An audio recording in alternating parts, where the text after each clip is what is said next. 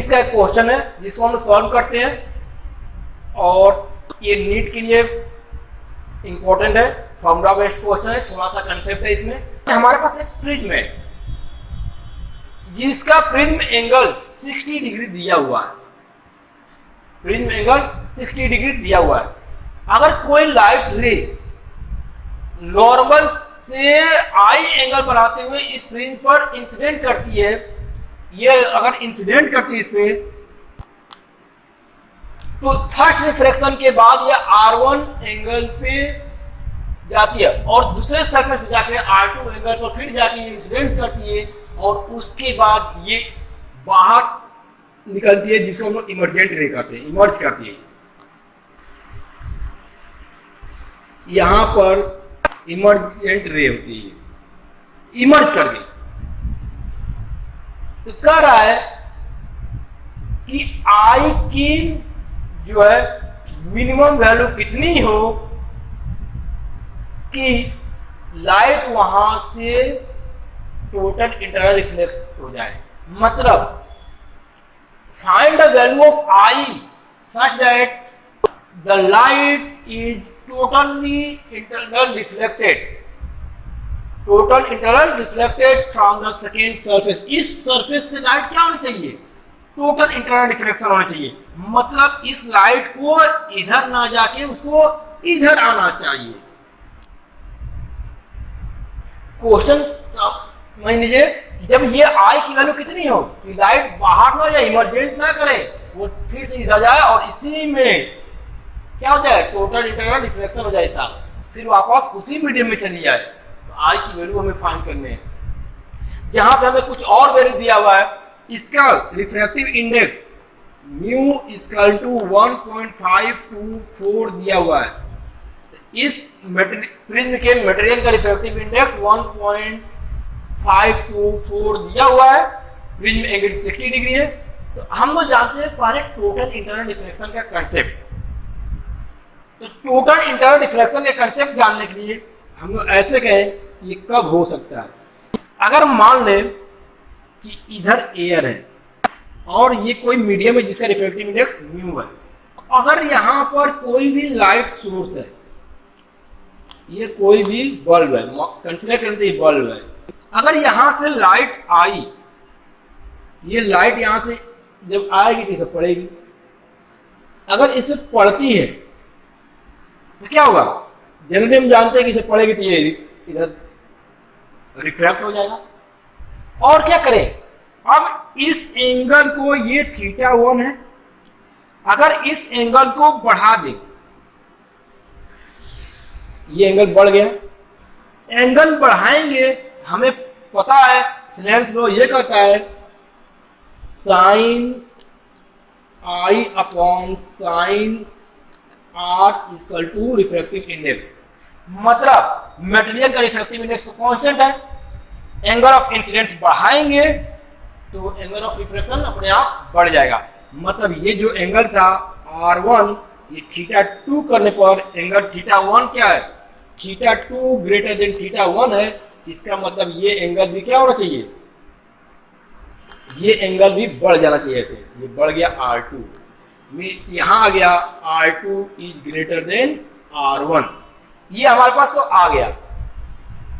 जैसे जैसे इसको बढ़ाएंगे एंगल ऑफ इंसिडेंस को, वैसे वैसे क्या होगा, R2 की वैल्यू बढ़ती जाएगी। तो एक ऐसा भी कंडीशन आएगा जिस समय ये लाइट रे यहां से जाए और जैसे ही उसके बाद ये ग्रेज करके निकल जाए, तो इस एंगल को कहते हैं क्रिटिकल एंगल। और जिस समय ग्रेज करके निकले उस एंगल को क्या कहते हैं, क्रिटिकल एंगल। और ये तभी संभव है जब लाइट रे डेंसर से रेयरर में जाए। इसीलिए हमने इधर एयर दिया, उधर रिफ्रैक्टिव इंडेक्स दिया। ये कंडीशन निकालते हैं, ये मिनिमम कंडीशन होता है, ये एंगल मिनिमम होता है, इस पे ग्रेज करके दिया जाए। इससे थोड़ा भी ज्यादा एंगल हुआ तो लाइट टोटल इंटरनल रिफ्लेक्शन करता है। तो मिनिमम कंडीशन देखते हैं। अगर यहां पर देखिए, इस मीडियम में mu sine critical angle equal to बाहर का एयर है तो 1 और उधर का एंगल साइन 90 डिग्री, ये स्नेल्स लॉ है। यहां से आ गया sine theta c equal to 1 upon mu, या theta c equal to sine inverse 1 upon mu. ये हमारे पास आ गया क्रिटिकल एंगल। अगर इससे थोड़ा भी, ये मिनिमम कंडीशन है, इसे थोड़ा भी ज्यादा कर दे एंगल तो टोटल इंटरनल रिफ्लेक्शन हो जाएंगे। हमें मिनिमम कंडीशन ही चाहिए। अब हम ये चाहते हैं कि ये लाइट जो इमर्ज कर रही है वो क्या हो जाए, टोटल इंटरनल रिफ्लेक्शन हो जाए। ये मिनिमम कंडीशन है। जिस समय ये ग्रेज करके निकलेगी, जिस समय ये लाइट रे इधर ग्रेज करके निकलेगी, ये मिनिमम कंडीशन होगा। इससे थोड़ा भी एंगल हो तो ये लाइट टोटल इंटरनल रिफ्लेक्शन कर जाएगी। हम यही कंडीशन अप्लाई करते हैं यहाँ पे। ये ई है, ये कितना होना चाहिए, 90 डिग्री होना चाहिए। हमारे पास जो कंडीशन आएगा तो ई की वैल्यू क्या होनी चाहिए, 90 डिग्री होनी चाहिए। और म्यू की वैल्यू दिया हुआ है, कैलकुलेट करते हैं, यहाँ पर अप्लाई करते हैं। इस पॉइंट पी पर स्नेल्स लॉ अप्लाई करते हैं। तो apply Snell's law at P पर स्नेल्स लॉ अप्लाई कर दिए। तो यहां से देखिए, इस साइड रिफ्रैक्टिव इंडेक्स अगर म्यू है तो mu sign R2 equal to, बाहर क्या है, एयर, तो इसका रिफ्रैक्टिव इंडेक्स 1 और इधर का एंगल साइन ई, तो साइन R2 इक्वल टू, इसकी value sine 90 degree divide by mu, और ये 90 की value 1 divide by refractive value 1.524 sine R2। ये आ गया हमारे पास 0.656, ये साइन R2 की वैल्यू आ गई। उसी तरह R2 equal to sine inverse 0.656, तो R2 की वैल्यू 1 डिग्री आएगा। अब तो यहां तक तो ये टोटल इंटरनल रिफ्लेक्शन का कंसेप्ट हो गया। अब हम लोग आते हैं प्रिज्म के कंसेप्ट पे। हम ये जानते हैं इस प्रिज्म में R2 कैलकुलेट कर लिए। अगर हमें I1 कैलकुलेट करना है तो हमें R1 पता होना चाहिए, क्योंकि यहां भी इस पॉइंट पर भी हम स्नेल्स लॉ लगा सकते हैं। तो R1 कैलकुलेट करना है, तो R1 कैलकुलेट करने के लिए हमें ये एंगल पता होना चाहिए। तो हम ये जानते हैं कि AQDP एक क्वाड्रिलेटरल है। तो क्वाड्रिलेटरल AQDP में अगर देखा जाए, सम ऑफ एंगल ऑफ क्वाड्रिलेटरल क्या होता है, 360 डिग्री। तो angle A plus angle Q, AQD ये आएगा, plus angle D plus angle P, ये क्या होना चाहिए, इक्वल टू 360 होना चाहिए। अगर ये एंगल 360 नहीं होना चाहिए, यहां पर देखें तो एंगल AQD ये तो नॉर्मल है, ये एंगल 90, ये एंगल 90, तो angle A plus angle D equal to, Q भी 90 है, P भी 90 है, तो ये क्या होगा 360 minus 90 means angle A plus angle D equal to 180 degree. अब इसी तरह इन ट्रायंगल QPD में आते हैं, QPD इस ट्रायंगल में आते हैं। QPD इस ट्रायंगल में अगर देखें तो DR1 R2 क्या होना चाहिए, 180 होना चाहिए सम ऑफ एंगल।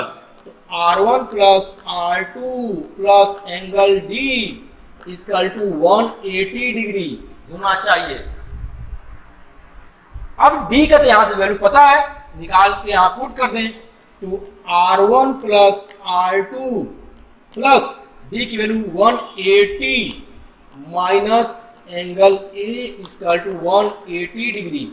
180 ने 180 डिग्री को मार दिया, plus R2 equal to angle A। तो हमारे पास ये भी एक कंडीशन आता है प्रिज्म के केस में कि एंगल ऑफ प्रिज्म या refracting angle of prism equal to R1 plus R2। ये आ गया कंडीशन। ये हम लोग जब प्रूफ करते हैं फॉर्मूला तो ये आता है। ये तो आ गया हमारे पास। एंगल A दिया हुआ R2 हम कैलकुलेट कर लिए, तो R1 equal to angle A minus R2, ये 60 डिग्री माइनस R2 की वैल्यू 41, तो R1 इक्वल टू 19 डिग्री आ गया।